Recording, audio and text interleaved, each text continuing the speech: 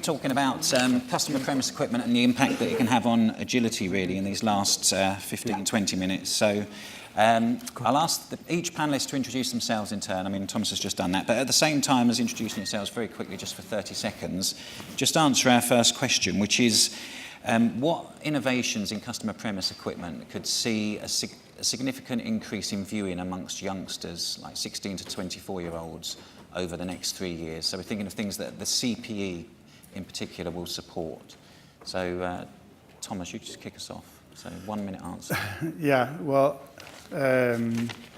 I think from our perspective, we will see a battle for HDMI 1, and we think we selected a solution that will allow us to be part of that ecosystem.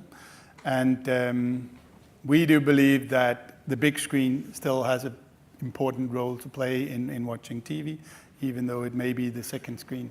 So we'll try to support everything on that and make sure that we can push using the Apple TV, using the AirPlay and Google Chromecast into that.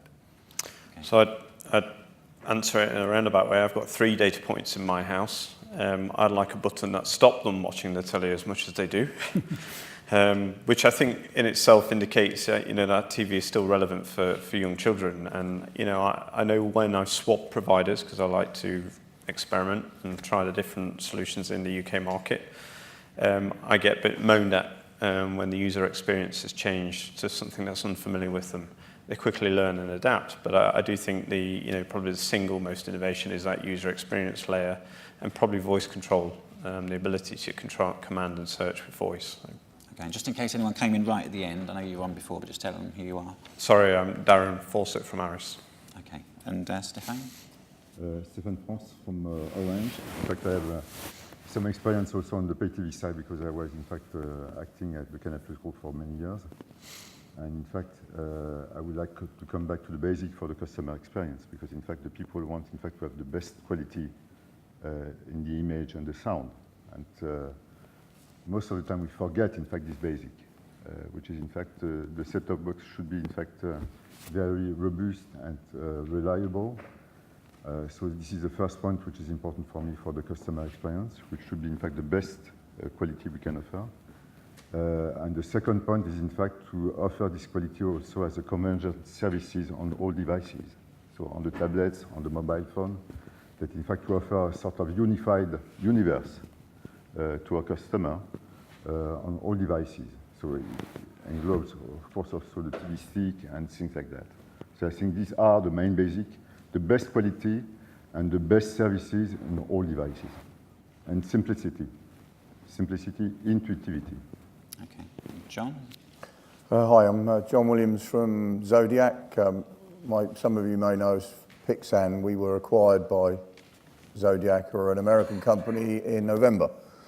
So Pixsan was delivering a lot of software for retail, FreeSat, Freeview. So we had quite a bit of experience in talking to supermarkets and electrical distributors about what different demographics were after, particularly kids. And we actually did a research project with a university around user experiences and user journeys on what children were after. And one of the things that came up quite heavily was curation. In a busy world, you sit down children in front of a TV solution and you often have to kind of find what they want. Whereas what was compelling was to be able to have, and I use this word trust, where you have a curation of trust, where you could provide a search and discovery mechanism that was based on things that the parents and the children were quite keen on, that they felt that was a confident methodology for them to be able to find content. And implementing that into a user experience in the set-top box was the next challenge. And ideas on a postcard, please. Okay, and Stéfane, you mentioned TV stick, I think, there, did you? Did you mention TV stick? Yes. Yeah, that's your HDMI dongle set-top box. Yes, because as Martin Conan explained, in fact, what we see is in fact that we have customers which are in fact convergent customers, so which are using in fact mobile and TV at the same time. And in fact, I would like to insist on the fact that this is an important strategy for us to bring the people to be as convergent as possible. Because in fact, they have a better customer experience, they are more satisfied, and in fact, they churn less. So the problem we have, in fact, as a pay TV operator, because in fact, we are a pay TV operator, we have 6 million, more than 6 million pay TV subscribers in France, not speaking about the other country. In fact, it's the cost of the set-top box and the cost of acquisition of the customer. So the best way to reduce the cost of acquisition of the customer is to reduce the churn. So the more we have, in fact, conversion customer using in fact mobile and TV at the same time, and the TV stick is a part of this strategy, the less is the churn. So it costs less. And this is exactly the same strategy for the box. We want, in fact, to master the box, to get better prices with the boxes suppliers. So I think with Comhem or other suppliers, we have the same problem. And we have, in fact, to make sure that this box lasts as long as possible. Not 2 years only, but 4 years, 5 years, and to develop new applications. And this is the reason why we go more into the direction of an open source solution like RDK, for example. And we have some question concerning the solution proposed by Google. Okay. So in terms of making a pay TV operator indispensable to customers through what you deliver through your customer premise equipment, what could that be? I mean, Darren, what do you think would make you unchurnable, if you like? I think we've seen, I mean, when PVR was launched in the UK, the kind of anecdote that was going around was the churn rate was lower than the national death rate. You know, so people were taking it to the grave with them. It was such a great service. And I think, you know, making that box in some way or that service personal, it makes it very difficult to churn. You know, PVR is difficult to churn because you don't want to lose the said content on the hard drive. You know, likewise, perhaps running additional services in time, security, as Comcast are experimenting with now, and you know, maybe energy management, etc., all make it very difficult for users to eventually rid themselves of that said operator. And so broadband, you know, is probably the replacement for PVR at the moment. Broadband speed and wireless coverage, etc., is a differentiator. So I think staying relevant to the consumer, TV, personal content, security, and broadband, etc., are all very useful services. But I think that the biggest take home I have is, you know, what works in one particular market segment or one particular geography differs. And so having that extensibility in the software platform and in the hardware is vital. And hence, you know, the need for that paradigm shift in thinking and deploying open source software now. So. Okay. And Thomas, would Wi-Fi, we heard a lot earlier about Wi-Fi when we were talking about RDKB, and it seems clear that Wi-Fi is a key sort of drive right now to make it better, especially for multi-screen. Is that an obvious way to make sure people don't churn in future? I think for broadband, it is the most important thing without a doubt. And that will, of course, spill out to the TV solution as well, because TV will become more and more interactive, and it will become more and more Wi-Fi based as well. So we believe that Wi-Fi is one of the most important things to make sure that we continue to stay relevant. So why? It's only part of the solution, I think. It's focused that we need to make sure that people don't experience any issues. That's the level that you need to achieve in order to be continued selected to provide all of the services that we can do on top of that. But that's basic functionality, that's operational excellence that we need to deliver in order to be able to deliver all of the services on top of that. Okay, and Stéfane, you know, Sky in the UK, they've got their client set-top boxes now are also Wi-Fi hubs, in effect, part of a network. Is that something that you would do or you're interested in? Do you see set-top box as being part of the Wi-Fi network or just fed by the Wi-Fi? For you, yes. Yes, of course, Wi-Fi is very important because, in fact, the set-top box is a sort of center of control of the home network for the entertainment. And, of course, the Wi-Fi is very important to deliver the services to the tablets, to the smartphone, and so on and so on. But the problem is the Wi-Fi is more and more occupied. In fact, the spectrum is very well occupied. And sometimes, maybe you experience that yourself. The Wi-Fi is not as good as the 4G. Sometimes you have problem, in fact, to get the service in Wi-Fi because the spectrum is occupied. And I think there is a big challenge for the Wi-Fi, that in fact the spectrum is very oversaturated with the time, and the situation will be worse and worse. So we have to work together on new definition of new Wi-Fi. Okay. John, what do you think you could do with the customer premise equipment to make yourselves indispensable as a pay TV operator? Well, one thing that's very important for Zodiac is, from our business model perspective, is the idea that operators have got literally tens of millions of boxes already out there. And of course, our industry's been used to buying the next new shiny box. We've heard, an awful lot about that today. From our perspective, we see those devices as paid down assets to the operator that can be exploited. So, we're busy lifting the value of the existing boxes out there all the way back to as late as 1999, and we can do that by kind of abstracting the hardware away from the software and consider them to be basically CPUs with memory. So for an operator, we're trying to remind them that those assets that have been paid over a long time, which may very well be in disparate parts of the network because of acquisition and growth and so forth, can be unified and can be brought up to even be offering similar user experiences than their latest gen box. That's very exciting for a CFO or a product management person, but the engineering guys, all who are used to nice shiny devices, say it's not possible.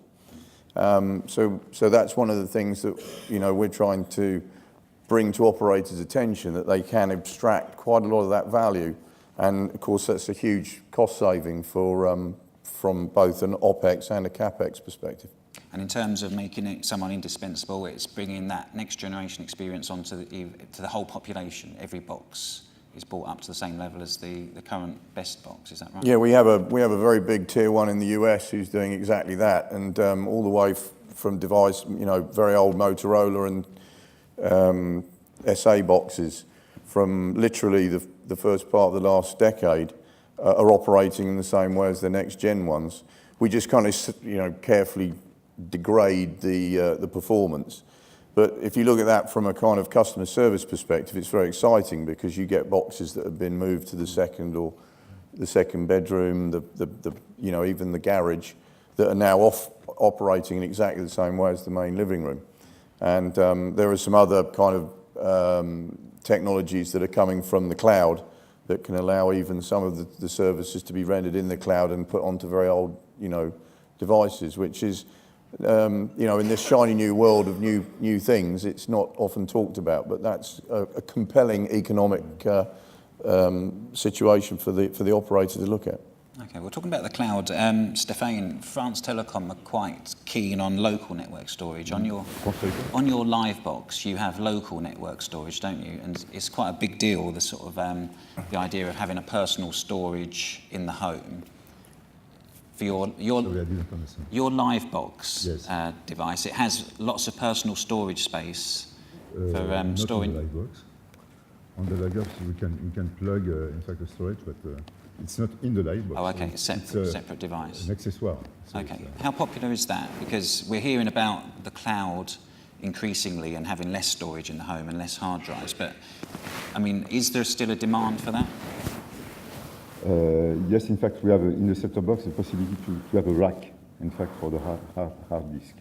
So, but in fact, we push a lot, in fact, the fact that the people can have access to on-demand on the network. So it's a balance between the hard drive and the cloud. And in fact, we are pushing also a lot FTTH. So FTTH, with FTTH, we have a very good service. In fact, we have access to the on-demand universe outside of the home. So this is the part of the strategy we have. Okay, so in terms of reducing costs on the customer premise equipment, what would be your strategy now? Where would you find the cost savings looking ahead? I'm sorry, because In terms of reducing the cost for the customer premise, where would you look now to reduce costs on boxes? I explained, in fact, the two fields are, in fact, to reduce the churn, so to push the convergent services, and also, in fact, to increase the customer experience, so to keep them happy. So it's a nice goal, and if you can earn money and save money by the fact that the people are satisfied, I think it's a very important goal financially for the financial guys. And the second part is, in fact, to keep the prices of the box as optimized as possible. I don't say as low as possible, but as optimized as possible. And there are two parts: the negotiation with the set-top box providers. So if we can negotiate with 2, 3, 4 set-top box providers, you will see that, in fact, the prices are going down. So if you can negotiate only with one set-top box provider, the prices will keep a certain level, and you will be, in fact, not in the situation to reduce the price. Then you have, in fact, to optimize the CPU prices of the box. So if you take a box with the requirement for the application which are too high, in fact, you are over-investing to make sure that the application can run. So this is the second part. The third part is, in fact, to make sure that you can develop as quick as possible, so not to lose too much time and so on, and to maintain the applications as cheap as possible. And this is the reason why you have to master all the costs. So if you work in a world with Google and so on, you don't know how much time the box is going to satisfy the requirement of the application which are going to be developed, because you are not controlling, in fact, what Google is going to propose on the boxes. So maybe you will over-invest in the set-top box for the purchase, and you will have, in fact, a time of life of boxes which will be too short, because the people will have, in fact, to replace the boxes, and the people are you. So you will have, in fact, to replace the boxes too early. And, I agree with you. You know, the people can be, in fact, satisfied with boxes which are 5 years old. So we are not forced, in fact, to push every year a new box. Okay. So the people must be satisfied. Okay, Darren, is there anything that we don't know, but we've heard a lot about open source today. We know that can reduce costs thanks to scale. Is there anything else that's going to reduce costs in the customer premise equipment that's coming? I think to Stéfane's point, it's kind of, the aggregation of small gains, as the Sky riders will attain, will attest to as to what that brings in terms of success. And we've taken out large amounts of costs from the box in terms of moving to network PVR, potentially moving to an open source model, so you're not paying necessarily a middleware vendor, but you still have to pay for the UI and for the integration. And I think, to the point Stéfane made, it's about making sure the boxes and the requirements are fit for purpose. If you over-specify a box, then you're going to get a price point that's probably out of the the price point you wanted. But if you've got a particular service and the requirements are locked down, then we can work with that vendor to get the price points that they need. But I don't see short of removing the box altogether, that there is a kind of a limiting factor, and that's the core SOC, and Wi-Fi, etc. Taking PVR out, taking tuners out, and moving to all IP, they're givens. But after a certain point, your limiting factor is simply the raw sand in there. So. Okay, and in one word, is the virtualized set-top box dead as a concept, or could that make a comeback? I think, as we saw in one of the streams this morning of Deutsche Telekom, that there are certainly strong advocates for it, and but what I do know is that most OTT propositions today of any scale tend to need some kind of point of integration, and the connected TV hasn't proven a stable enough platform to do that for many. Sky Now is not on connected TV; it's still on a box. Android TV, is still being very much advocated as a box deployment. So there will come a point, I'm sure, but that trade-off between having a single point of integration for the hardware and providing then that mission-critical service in the home, there's still value in that. And I don't necessarily see that disappearing anytime soon. There may be specific examples. We ourselves have a cloud-based UI that allows us to deploy a UI from a cloud on a legacy box, but you still need some point of entry into the home and some point of SI in the home. So I don't see it happening in large scales anytime soon. Okay, and John, I was at a presentation by I think it was NetGen. They were showing a new set-top box that was integrated with a soundbar. And there's this theory, and I know ARRIS also have been talking about the fact that the TVs are getting thinner, so the speakers have to be removed from the TVs. People like LG are now creating these lovely sound bars, and they make it very difficult for the set-top box to sit alongside them because there just isn't room on the deck.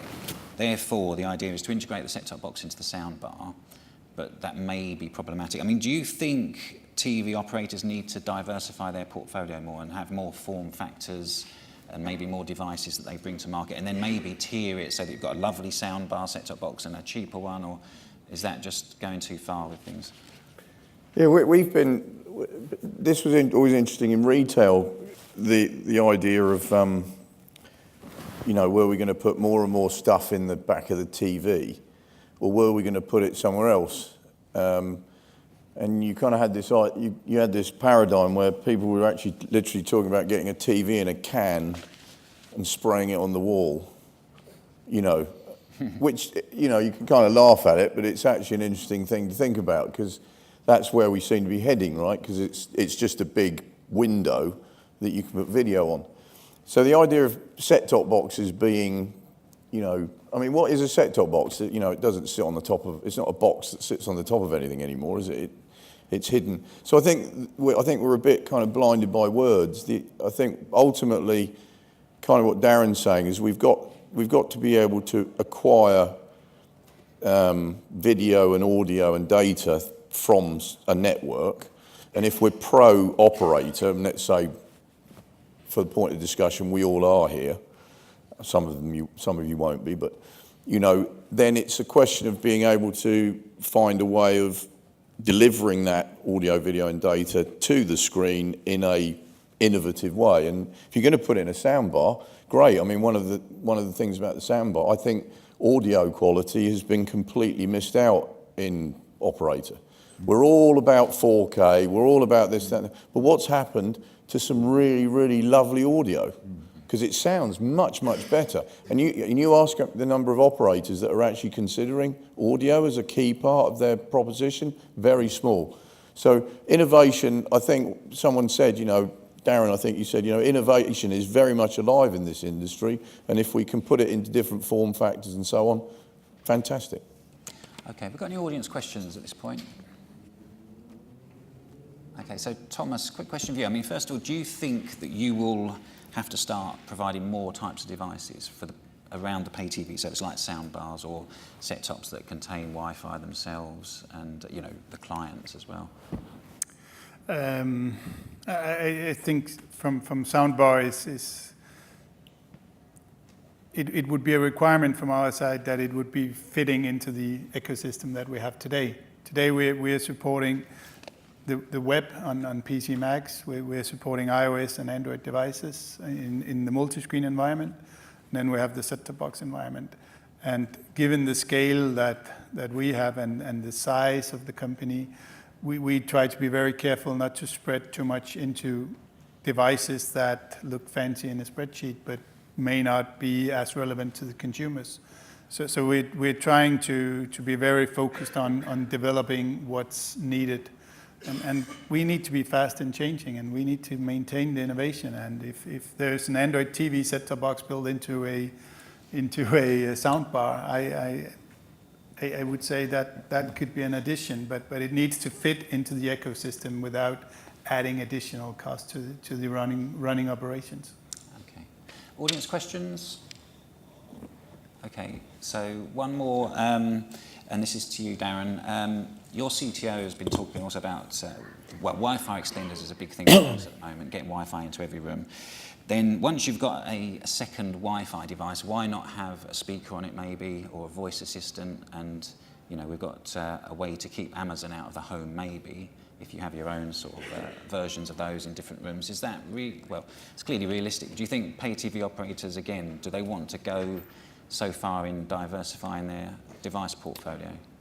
We've seen, we do a kind of a customer advisory board, and we had a telco advisory board about a year or so ago, maybe even as much as 2 years ago. And what surprised me at that advisory board, when I spoke with most of the, a large amount of US and Southern American telco operators, was how many of them had actually deployed some kind of IoT service. They'd done it to keep competition off the back and because they saw a consumer demand, but they hadn't quite figured out, how to monetize it. It was almost like a game theory. They had to give it away for free because operator next door to them was giving it away for free. So I think, as operators start to find a way to monetize some of these services, then you may see a demand or a pull for devices outside of what we consider the norm today, whether it be set-tops or gateways. But absolutely, for sure, differentiation and Wi-Fi across any kind of broadband or set-top is a key differentiator and a key requirement for operators. And that is driving the need for extenders and Wi-Fi devices outside of set-tops and gateways. And so we are seeing a burgeoning area there of growth. So. Okay, now we've run quite late, so the break is only going to be 10 minutes, I'm afraid. So if you go outside, you'll find all the refreshments. They'll be right outside or just up the steps. So we'll be back in here in about 10 minutes roughly for the next session. So thank you very much to the panel.